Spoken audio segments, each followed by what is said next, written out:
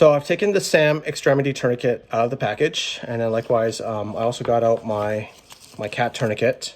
Okay, I was doing a comparison, wondering if the SAM XT tourniquet was it bigger, bulkier than the cat. As it turns out, when it isn't like it's in its package form, when it's all nice and such, not like all loose right now, it works out to be about the same same thickness. Okay. The only difference is, of course, though, is the buckles here. So clearly the SAM XT, the buckle here, it's much bulkier than your cat. Okay. And of course, the other noticeable difference is that the SAM has, for the strap, it has rivets, the holes, versus the cat here, it's just a Velcro strap. Okay. So this has been used for like a long time. Tried, tested, and true, and saved plenty of lives. Okay. So when you apply the cat, so you wrap this around with your patient's extremity, arm, leg, for instance. Here's the end of it. Put it into the buckle, as tight as you can. Okay. Velcro it. Okay. And then this is the windlass. Okay. And then of course you wind it up until it's tight, like tight to the point where, of course, then you need to feel for a pulse. And if there's no pulse, that means you have stopped the tap. It's not leaking. And then of course you tuck in that windlass. Okay. And then you time it, of course. Okay. So this is with the cat. So now here's the difference now with the SAM XT. Okay, same thing. All right. You put this around your patient's extremity. Here's the end. And then you put it into the buckle here. Okay. Now, I want to show this to you all before I do the whole thing, what I did with the cat, and to show you the buckle for the SAM XT and why it's a little bit bulkier than the cat. Hope you all can see this here. You see these, like the slightly hollowed in, like the orange. So these are the teeth. Okay.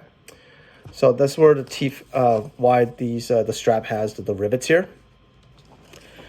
It's that so when you apply this onto your patient, okay, and you pull this up against the teeth, up against the buckle, I mean, the teeth will pop out, and then it will lock into the these holes, these rivets into place. So I'm just going to try this out here, and that this is going to be a little bit tougher to do because I'm not applying it onto an actual extremity, so I'm just going to pull it against it. And so therefore, from what I get at, it's like of a YouTube video I watched of this, is that as soon as you got this onto your patient, and then you just pull this as tight as you can to ensure that's in place, or even just by doing this, when you're like tightening up like this around your patient, the teeth will pop up. Okay. So let me just do it this way. So I'm gonna get into up against the teeth in place, pull against it, and then you should hear a pop here. Okay, you all hear that pop? So I hope you can see this here now. And you see how like the teeth here are now in place into those holes, those rivets. And then of course, same thing.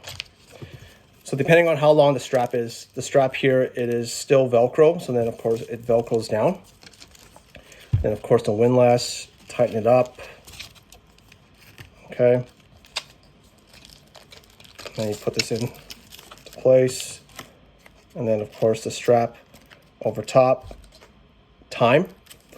Now, this may seem like it's cumbersome, you know, with the rivets and then the teeth to hear the click and everything, but I can see why this design, the SAM XT of applying the teeth, and it's like just because a lot of times when we use like the cat, okay, there's a good chance that depending on like the element that you're in, so let's just say maybe like in the forest, the desert, so sand, trees, shrubs, leaves, whatever, it can get caught into the Velcro. And then therefore, sometimes what if that chance it happens, and it could very well happen, Well, you try to Velcro down and it doesn't Velcro. Not all of it fully Velcros. And then of course, it might just come loose. Now versus like the SAM XT here, you get that extra measure by when you have it onto the teeth, it's gonna be in place. And at the same time, you still have the Velcro. So that's like the added advantage with this here. I think first time using this, it's a little bit cumbersome, but of course, just like anything else you practice and you train with, you know, it gets better, of course, right? From what I heard as well too with the SAM XT extremity tourniquet, the US Marine Corps, they're going to be going into this product. Please comment below if that is true or not, or is anything in relation to that. That's just something I heard, so I cannot be correct yes or no on that. Okay, so I think overall this is actually I like the extra measure of like having the teeth in the buckle. Okay, and then of course you do the whole Velcro and everything. Okay, I do like that. And of course, with this instruction guide, like I said earlier, it has the of like telling you how to use it.